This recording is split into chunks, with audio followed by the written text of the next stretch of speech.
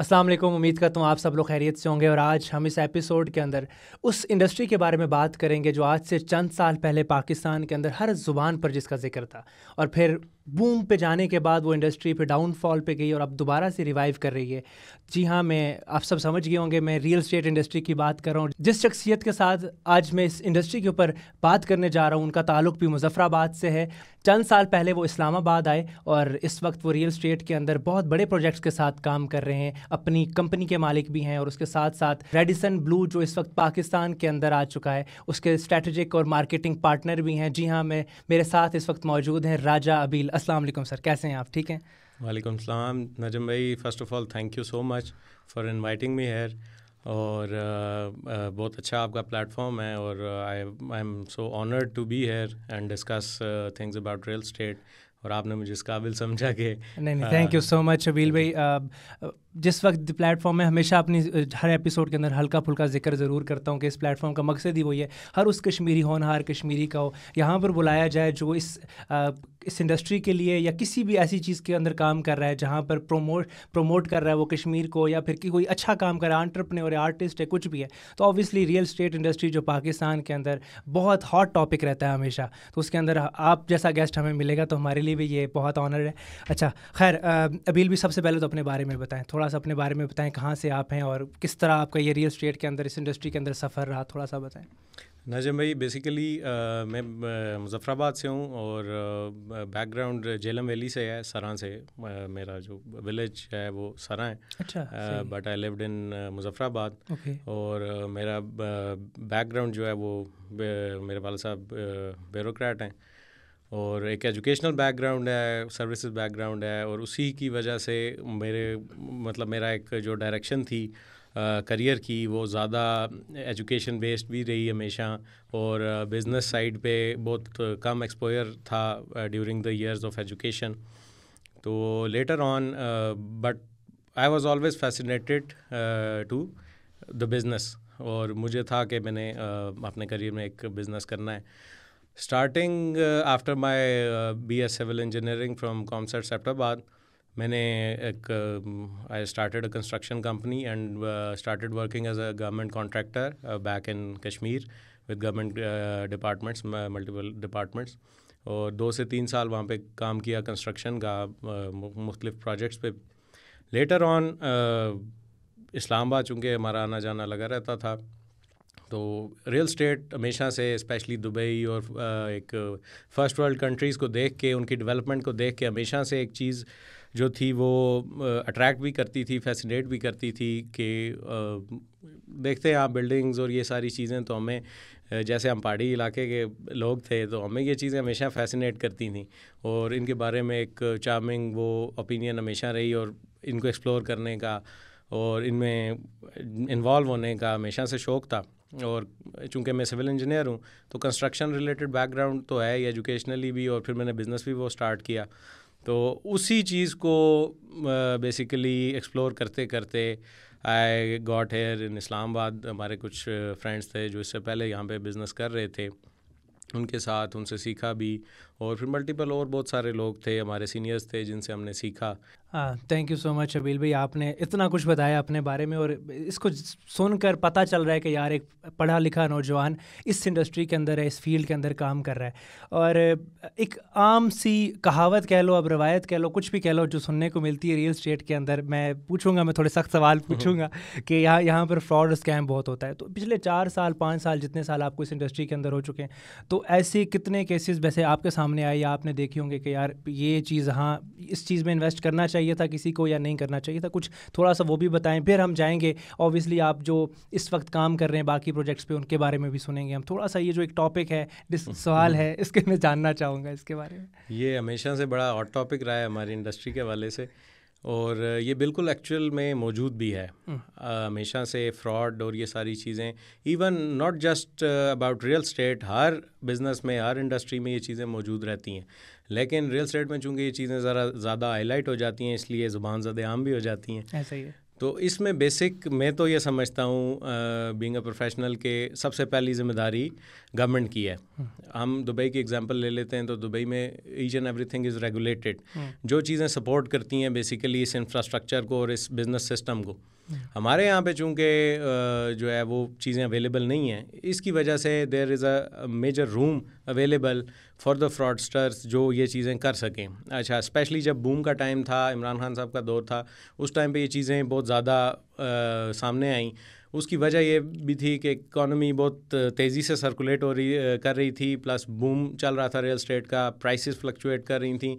तो बहुत सारे लोग जो इन्वेस्ट करते थे उन्होंने इसमें एक बीच में फैक्टर इन्वॉल्व होता है जो है कंसल्टेंट का फैक्टर। जैसे एक लॉयर होता है, लॉयर आपका केस लड़ता है, इसी तरह हम जो कंसल्टेंट्स हैं, रियल एस्टेट कंसल्टेंट्स, ये बेसिकली उस इन्वेस्टर की इन्वेस्टमेंट को अपनी जो एक्सपर्टीज़ के मुताबिक उसको गाइड करते हैं और उसको किसी एक लेवल पे मैच्योर कराने की कोशिश करते हैं। तो लोगों ने इस चीज़ को भी लाइट लेना शुरू कर दिया और प्लस इस चीज़ को माइनस करना शुरू कर दिया। जो इस बंदा इस फील्ड का नहीं भी था वो भी इसमें इन्वॉल्व होने की कोशिश करते करते, तो फिर ज़ाहिर एक्सपर्टीज़ का और नॉन एक्सपर्टीज़ का एक डिफरेंस तो रहता ही है।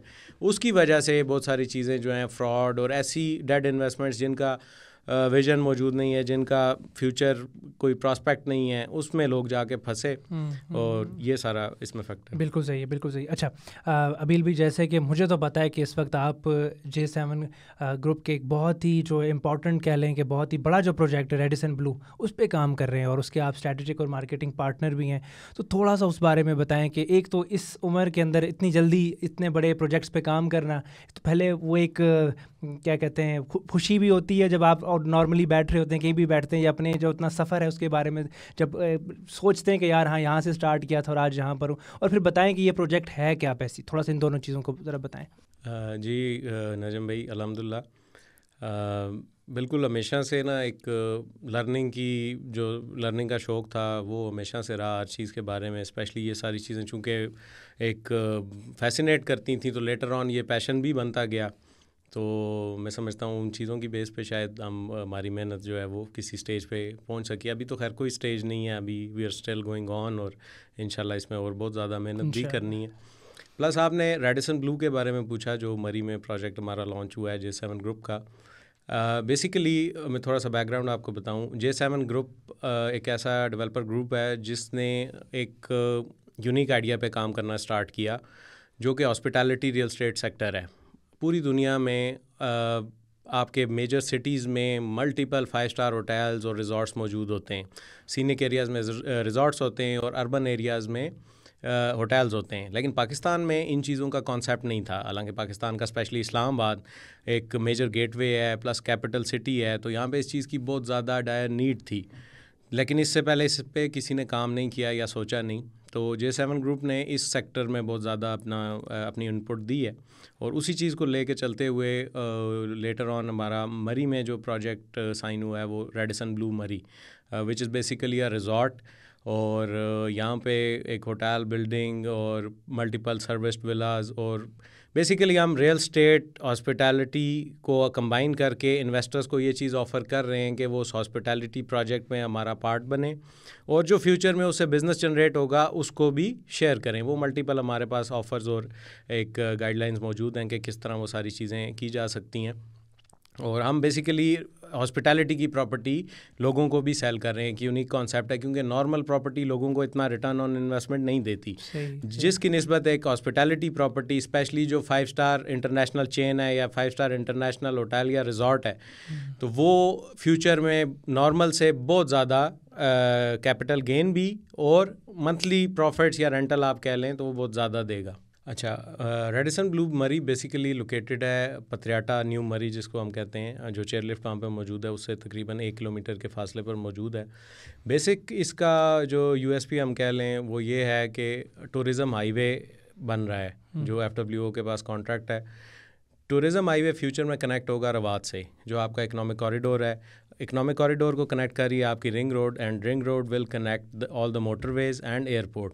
ठीक है। अब इस थोड़ी सी स्ट्रैटेजी को अगर आप समझें तो इससे ये ज़ाहिर होता है कि फ्यूचर में नेशनली और ग्लोबली कोई भी बंदा अगर ट्रैवल कर रहा है तो वो हैसल फ्री, मतलब शहर के रश में इन्वॉल्व हुए बगैर डायरेक्टली मरी को अप्रोच कर सकता है, जिसकी वजह से फ्यूचर में इस लोकेशन पे बहुत ज़्यादा टूरिज़म आने के चांसेस हैं।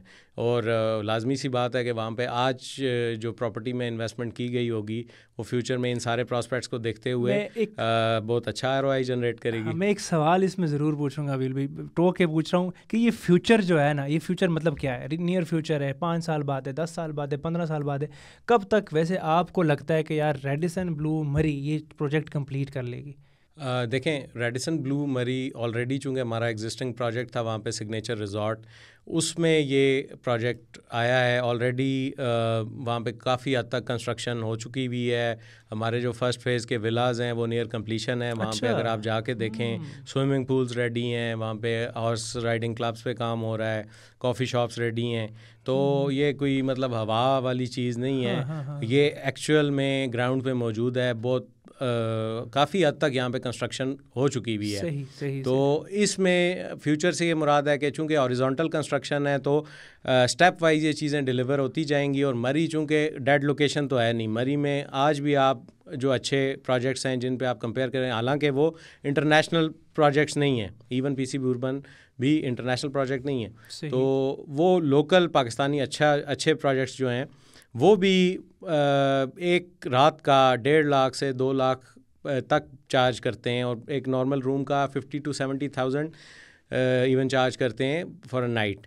और स्पेशली इन पीक सीज़न वहाँ पे आपकी बुकिंग ही बहुत मुश्किल से होती है। तो इन सारे फैक्टर्स को देखते हुए, प्लस जो ऑलरेडी कंस्ट्रक्शन वहाँ पे हो चुकी हुई है हमारे प्रोजेक्ट में, तो इन चीज़ों को देखते हुए एक ट्रस्ट का फैक्टर भी डेवलप हो सकता है, प्लस उसकी लोकेशन का जो एक बेनिफिट है वो भी इन्वेस्टर उठा सकता है फ्यूचर में, कि वो एवरग्रीन लोकेशन है सर्दियों के सीज़न में भी और गर्मियों के सीज़न में भी। सही। मुझे तो भाई समझ आ रहा है प्रोजेक्ट, और जो जितने भी लोग ऑब्वियसली इसमें इन्वेस्ट करना चाह रहे हैं काफ़ी लोग हैं जो इस टाइम मेरे साथ कनाडा, ऑस्ट्रेलिया, यहाँ सबसे भी देख रहे होते हैं। भाई पाकिस्तान में मुझे पता है कि लोग इन्वेस्ट पिछले कुछ अरसे से नहीं करना चाह रहे, बट अगर अभी करना चाह रहे हैं तो आपके पास एक बिल्कुल सेफ़ प्रोजेक्ट है, 5 स्टार है, इंटरनेशनल है, सब चीज़ें रेडिसन ब्लू मरी का है। आपने इन्वेस्ट करना है, अबील भाई मेरे साथ वहाँ पर मैं टैग करूँगा उनको से कांटेक्ट करें, उनके साथ आप फिर बाकी डिटेल्स ले लें। मेरा कोई इसके अंदर कमीशन नहीं है भाई, इसे अबील भाई से डायरेक्ट आप लोग कर सकते हैं। अच्छा अबील भाई, मैं आपके साथ वैसे काफ़ी अरसे से सोशल मीडिया पे ऐड भी हूँ, तो मैं अक्सर आपको देखता हूँ कि आपके कोई फॉरेन ट्रिप्स भी चल रहे होते हैं, घूम फिर भी रहे होते हैं आप। आई थिंक वो आप मेरे ख्याल से रोजाना सिग्नेचर जो है उसके चक्कर में थे, तो थोड़ा सा वो प्रोजेक्ट भी बताएं, क्योंकि वो एक बड़ा आइकॉनिक प्रोजेक्ट है, थोड़ा ठीक ठाक बड़ा प्रोजेक्ट है पाकिस्तान का वो। जी नजम भाई, बेसिकली जो इससे पहले प्रोजेक्ट्स लॉन्च हुए J7 ग्रुप के हॉस्पिटैलिटी सेक्टर में, वो एयरपोर्ट की जो लोकेशन है उस पे लॉन्च हुए, टॉप सिटी और मुमताज़ सिटी में। तो हमारा ये प्रोजेक्ट जो पहले सिग्नेचर के नाम से था, और फ्यूचर में इसमें पार्टनरशिप हुई रोताना की। अच्छा, रोताना का बैकग्राउंड जो मैं आपको थोड़ा सा डिस्कस कर दूँ। रोताना बेसिकली गल्फ़ की सबसे बड़ी होटल चेन है। जिस तरह अगर रेडिसन ब्लू की बात करें तो वो यूरोपियन चेन है, और रोताना गल्फ़ की चेन है। उसको पाकिस्तान में पहली दफ़ा लाया गया, हमारे प्रोजेक्ट पे पार्टनरशिप हुई। और मोस्टली हम जो UAE के विज़िट्स होते हैं तो वो रोताना के अवेयरनेस और उसके बिज़नेस के हवाले से होते हैं। और प्लस बहुत अच्छा रिस्पांस है, स्पेशली जो हमारा गल्फ़ में ओवरसीज़ पाकिस्तानी मौजूद है वो उस प्रोजेक्ट पे बहुत ज़्यादा ट्रस्ट करता है। बिल्कुल टॉप सिटी में, main Kashmir highway facing front पे लोकेटेड है। 21 स्टोरीज़ का प्रोजेक्ट है, 13.25 कनाल पे बन रहा है, और एक 5 स्टार होटल है जिसमें होटल स्वीट्स हम इंस्टॉलमेंट्स पे दे रहे हैं, एंड ब्रांडेड रेजिडेंसेस, जो कॉन्सेप्ट पाकिस्तान में इससे पहले अभी तक आया नहीं था। दुबई, UAE और इवन सऊदी अरेबिया या आपके बाकी जो यूरोपियन कंट्रीज़ हैं, इसमें आज से 50 साल पहले ये चीज़ें आ चुकी हैं। तो हम तो उनसे बहुत पीछे हैं, लेकिन देर आए दुरुस्त आए, एटलीस्ट ये चीज़ें अब पाकिस्तान में आना शुरू हो गई हैं। और हम बहुत इनकरेज भी करते हैं अपनी कम्युनिटी को, इन्वेस्टर्स को, कि इन प्रॉपर्टीज़ में इन्वेस्ट करें, ताकि एक तो नेशनली ये प्रोजेक्ट्स कामयाब बनाए जा सकें, प्लस आपको इसमें फाइनेंशियली भी फ़ायदा हो सके। बिल्कुल सही बात है। अच्छा, मैं J7 या J7 ग्रुप में इसका जिक्र भी कर रहा हूँ, और मैं आपको बताऊँ जो मेरी भी जितनी भी एक जर्नी रही है अपनी फील्ड के अंदर, डिजिटल मार्केटिंग के अंदर, तो मैं J7 ग्रुप के साथ 2022 और 2023 में काम कर चुका हूँ। मैं JF2 ग्रुप था एक, J7 के साथ ही एफिलिएट था, मैं उनके वहाँ से काम करता था। तो J7 आइकन और सिग्नेचर के जो प्रोजेक्ट्स उस टाइम चल रहे थे मेरे ख्याल से, J7 आइकन भी था शायद, वो कुछ मुझे याद आ रहा है। तो वो सारी चीज़ें मैं देख चुका था, और वही ऑब्वियसली उस वक्त इतना आइडिया नहीं था रियल एस्टेट का। फिर मैं उसका BME में चला गया, तो BME में भी काफ़ी बड़े प्रोजेक्ट्स थे, आपको अंदाज़ा है सारों का। बट एक चीज़, जितने ढेर प्रोजेक्ट्स पे काम करके रियल एस्टेट की मैं काफ़ी रियल एस्टेट इंडस्ट्री में बहुत ज़्यादा काम कर चुका हूँ मेरी उसमें डिजिटल मार्केटिंग के अंदर, बट J7 का मैंने कभी किसी भी किस्म का स्कैंडल नहीं देखा, किसी तरह का भी नहीं देखा, और ये मेरी नज़र से भी नहीं गुजरा। तो ये इटसेल्फ बताता है कि वो कितना बड़ा प्रोजेक्ट है, और वो ऑब्वियसली इन सब चीज़ों से बिल्कुल फ्री है, बिल्कुल उससे दूर है जो पाकिस्तान की रियल एस्टेट इंडस्ट्री के अंदर मौजूद है। तो आप अगर यही काम कर रहे हैं, इसी को प्रमोट कर रहे हैं, तो ऑब्वियसली फिर ये एक टफ इस तरह है कि लोग आजकल इन्वेस्टमेंट नहीं कर रहे, बट यही चीज़ है कि इन्वेस्ट करें तो सेफ प्रोजेक्ट्स के अंदर बिल्कुल करें। अबील भाई, कुछ चीज़ें और हम ऑब्वियसली आपके बारे में भी जानना चाहेंगे, और कुछ रियल एस्टेट की मिथ्स भी होती हैं, जैसे कि यहाँ पर छक्के लगते हैं काफ़ी ज़्यादा। तो होता है कि जब हाई राइज भी बेच रहे हैं कोई छक्के लगते हैं, या कुछ नहीं ऐसा होता? देखें, हमारा तो ज़्यादा जो टाइम गुजरा है वो डेड मार्केट में गुजरा है। तो छक्के आप कैसे, बेसिकली मैं समझता हूँ कि जितनी इंसान की एफर्ट है, जितनी इंसान की मेहनत है, और आप अगर करना चाहें तो स्काई इज़ द लिमिट, कुछ भी अचीव कर सकते हैं। मतलब इसमें ऐसा कोई नहीं है कि आप जाएंगे तो हफ्ते में छक्का, आपको मेहनत करके आपका पूरा प्रोजेक्ट समझना है, आपको इन्वेस्टर की नीड समझनी है, फिर उस हिसाब से आपको उसको बताना है कि ये प्रोजेक्ट डिमांड में, या फिर उसके इस जगह इन्वेस्ट करना चाहिए। क्योंकि कोई भी इन्वेस्ट कर रहा है या तो वो रहने के लिए कर रहा होगा, या अगर नहीं कर रहा तो उसको ऑब्वियसली प्रॉफिट चाहिए। तो फिर मतलब कि आपको मेहनत पूरी करनी पड़ेगी इसके अंदर। जी बिल्कुल ऐसा ही है, चूँकि जो एक प्रॉपर चैनल और स्टेप वाइज जो चीज़ें लर्निंग के साथ साथ, उसमें तो ऐसा ही है कि आपने सारे स्टेप्स फॉलो करने, देयर इज़ नो शॉर्टकट, और कोई जो है ना रातों रात वो छक्के लगने वाली कोई सिचुएशन नहीं है। वो शायद वो जैसे आपने पहले डिस्कस किया जो फ्रॉड टाइप या इस तरह की, खैर मैं ऐसे डिस्कशन में नहीं पढ़ना चाहता, उस तरह की सिचुएशन में माइट भी पॉसिबल, लेकिन जो एक ग्राउंड रियलिटी और क्लियर सिचुएशन होती है, उसमें आपको मेहनत और एक डेडिकेशन प्लस कंसिस्टेंसी, उसी से आप चीज़ें ग्रो कर सकते हो। बिल्कुल ऐसे ही, क्योंकि हमारी फील्ड में भी कहा जाता है ना, बस आप ये चीज़ पढ़ लें, थोड़ा सा ये देख लें, तो बस आप पैसे कमाने स्टार्ट हो जाएंगे एकदम से। तो ऐसा वाकई कुछ नहीं होता। बिल्कुल, देयर इज़ नो शॉर्टकट।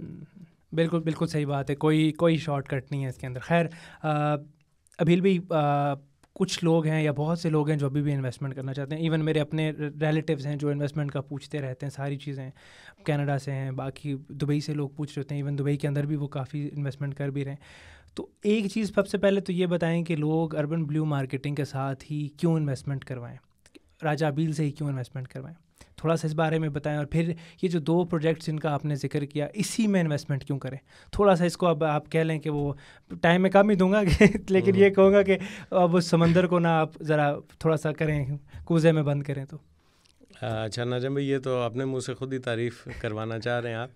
तो अपार्ट फ्रॉम दैट, अगर प्रोफेशनल एक पॉइंट ऑफ व्यू से आप देखें, तो हम चूँकि काफ़ी अरसे से इस फील्ड में अपनी एक्सपर्टीज़ और सर्विसेज ऑफ़र कर रहे हैं, तो हमारे एक्सपीरियंस से फ़ायदा उठाना चाहिए उस इन्वेस्टर को।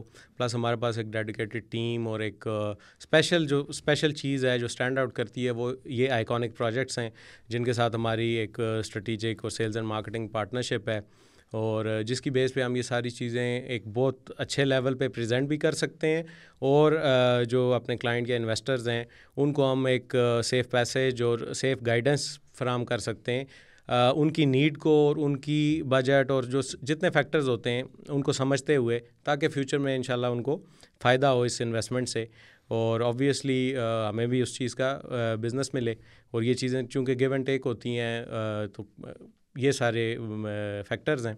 प्लस इसमें जो प्रोजेक्ट्स की बात है, चूँकि मैंने आपसे बात की कि हम यूनिक प्रोजेक्ट्स पे काम कर रहे हैं, हमारे बहुत सारे दोस्त इस मार्केट में बहुत अच्छे प्रोजेक्ट्स पे भी काम कर रहे हैं, बट स्टिल हम ये समझते हैं कि हमारे जो नीश हम लेकर आ रहे हैं अपने इन्वेस्टर्स के लिए, उसमें अभी बहुत ज़्यादा रूम मौजूद है रिटर्न ऑन इन्वेस्टमेंट की मद में और इनको समझने की मद में। जब ये चीज़ें बहुत ज़्यादा हाईलाइट हो जाएंगी, एक्चुअल में नज़र आ जाएंगी, तब शायद इन्वेस्ट करने का टाइम ना बचे।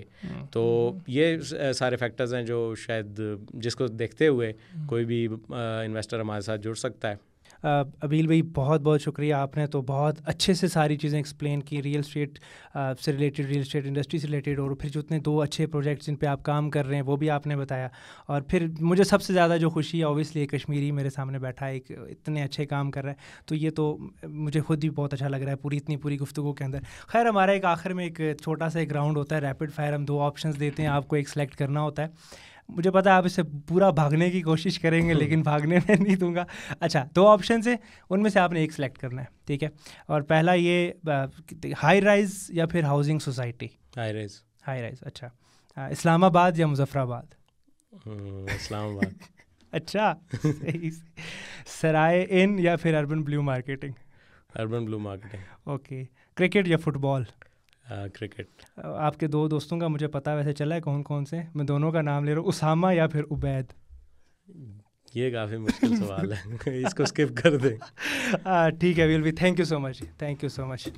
जी नजम भाई, thank you so much for inviting me here. Literally बहुत मज़ा भी आया आपसे डिस्कशन करके, और बहुत सारी चीज़ें एक आपके प्लेटफॉर्म के थ्रू जो है डिस्कस करने का मौका मिला। I am so honoured, thank you so much. Thank you so much जी। और जो लोग इन्वेस्टमेंट करना चाहते हैं या फिर रियल इस्टेट पे जो रिवाइवल हो रहा है, सब लोग देख रहे हैं फिर से, जो भी उसके बारे में जानना चाहते हैं, भाई मैंने कश्मीर का भी बेस्ट बंदा दे दिया, बाकी अगर पाकिस्तान के अंदर भी ठीक ठाक नाम है इनका, और J7 ग्रुप के स्ट्रेटजिक और मार्केटिंग पार्टनर भी हैं, सारी चीज़ें, तो आप इनसे डायरेक्ट भी रब्ता कर सकते हैं। Thank you so much.